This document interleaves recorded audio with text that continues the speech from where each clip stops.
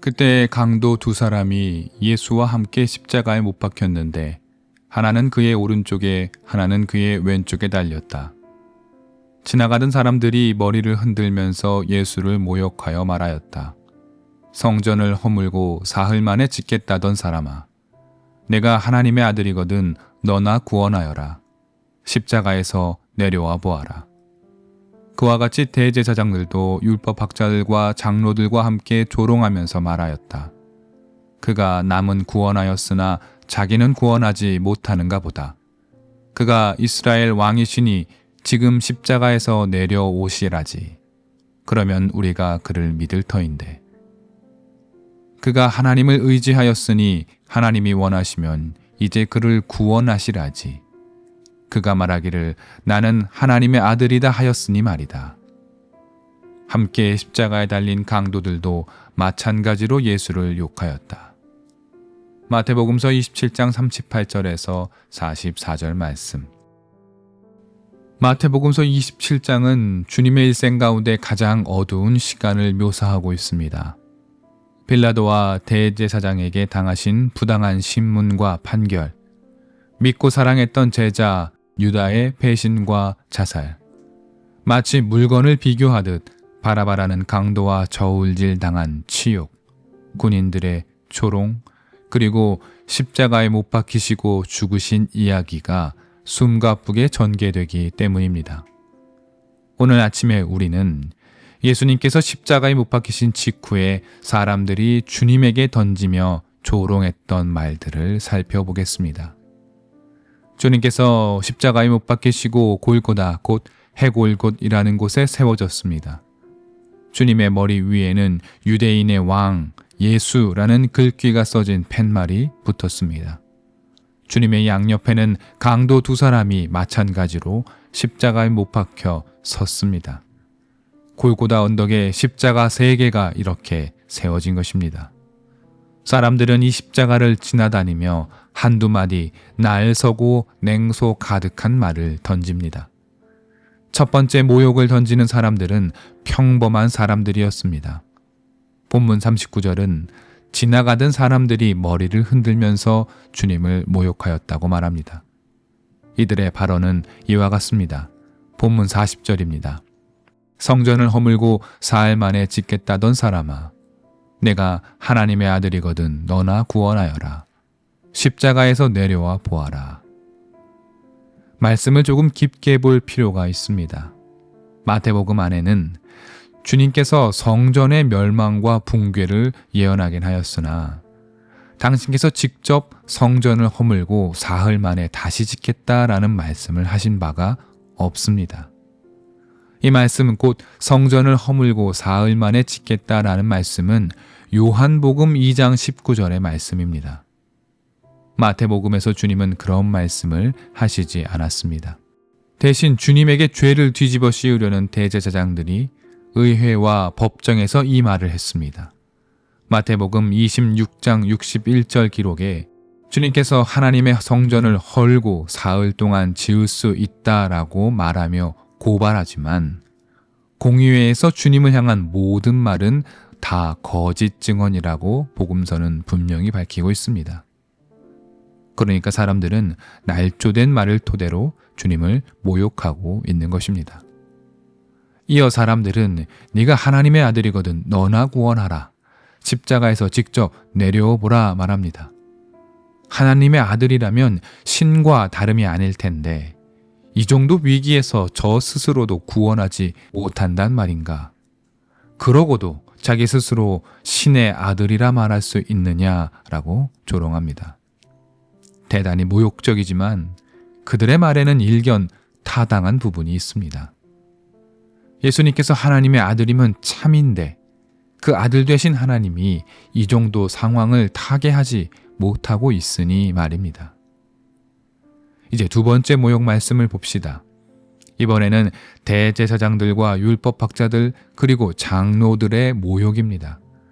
본문 42절입니다. 그가 남은 구원하였으나 자기는 구원하지 못하는가 보다. 그가 이스라엘 왕이시니 지금 십자가에서 내려오시라지. 그러면 우리가 그를 믿을 터인데. 이 적대자들의 모욕에도 사실과 거짓이 뒤섞여 있습니다. 보십시오. 이들은 주님께서 이스라엘의 왕이라고 말했다 하며 힐난하고 있지만 아시다시피 주님은 당신께서 이스라엘의 왕이다 라고 말한 바가 없습니다. 물론 초대교회가 발전해 나가면서 예수님께서 이스라엘의 진정한 왕이셨다라는 신학적인 고백이 형성되었지만 주님은 당신의 공생의 기간 안에서 이스라엘의 왕을 참칭한 적이 없습니다. 반면 이들의 모욕 안에도 사실인 측면이 있습니다. 남은 구원하였으나 자기는 구원하지 못하는 것. 하나님의 아들임에도 십자가에서 내려오지 못하는 이 상황 말입니다. 이것은 분명 사실입니다. 이제 마지막 세 번째 모욕을 봅시다. 본문 43절입니다. 그가 하나님을 의지하였으니 하나님이 원하시면 이제 그를 구원하시라지. 그가 말하기를 나는 하나님의 아들이다 하였으니 말이다. 놀랍게도 이 세 번째 모욕 발언은 모두 참이고 진실입니다.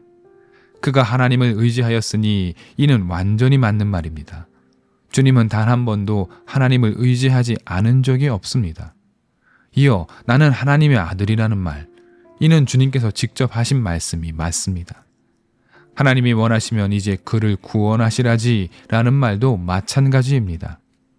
하나님께서 작정하시면 구원하지 못할 사람이 없습니다. 따라서 이 세 번째 모욕은 모두 참이라고 볼 수 있습니다. 십자가에 달리신 채로 들으신 이 세 마디 모욕을 정리해 봅시다. 하나님에게 말해 너 자신이나 구원하라는 말 한 가지. 다른 이들은 모두 구원하면서 너 자신은 구원할 줄 모르냐는 말 한 가지. 마지막으로 하나님의 아들이라면 지금 거기에서 구원받을 텐데 그러지 못하느냐는 말 한 가지입니다. 여러분, 사람들의 모욕에 공통된 것 한 가지가 있음이 느껴지지 않으신지요? 무엇입니까? 다른 이들은 구원하실 수 있으면서 정작 자신은 하나님의 아들임에도 스스로를 구원할 수 없다라는 말입니다. 이 모욕을 들으신 주님은 어떠하셨을까요? 내가 뜻이 있어 지금은 여기 십자가 위에 매달려 있으나 조금만 기다려 보아라. 내가 곧 내려가서 너희들의 말이 거짓이었음을 증명하리라. 이런 것이었을까요? 그렇다면 저 십자가 위에서 직접 내려오시거나 적어도 그 위에 달리신 채 논쟁의 말을 내어 뱉으셨겠지요. 그러나 복음서에서 주님은 십자가상에서 어떠한 말씀도 기적도 능력도 보여주지 않으십니다. 어쩌면 그들의 말 모두가 너무나 옳기 때문은 아니었을까. 저들의 모욕이 모두 참으로 맞는 말이기 때문에 어떠한 반문도 또 저항도 하지 않으신 것은 아닐까.